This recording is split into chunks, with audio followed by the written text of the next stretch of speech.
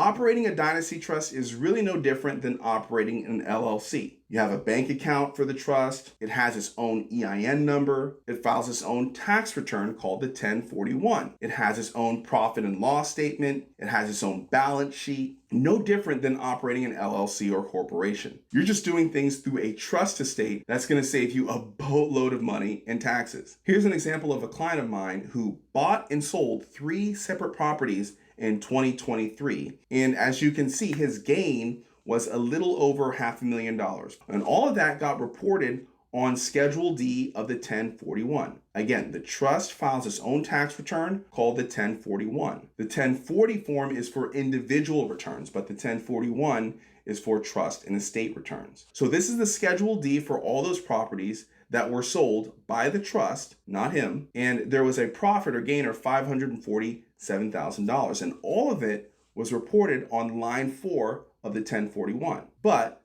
because there were no distributions from the trust, as you can see right here, there were no taxes due. Here's another client of mine. It's a husband and wife team, and they have a ton of rental properties between North Carolina, South Carolina, and Georgia. They just love doing real estate in the South. And their net income after expenses was about $374,000 in 2023. But they're not paying taxes on all that income because this Schedule E gets reported on their 1041, on their trust return, not their personal return. And the trust did not distribute income for that year. So they're not going to get killed with taxes. And now they have more money that they can use to buy more properties and just keep it growing and growing and growing inside the trust. They don't need to use bonus depreciation or cost segregation studies. And that's one of the biggest things that kills property owners when they sell, because now you have to pay not only capital gains, but depreciation recapture, state tax, Obamacare tax. Next thing you know, you're giving 20, 30, 40% of your profits away to Uncle Sam. You're paying $100,000, $200,000, $300,000 in taxes. Trust me, I see it all the time when people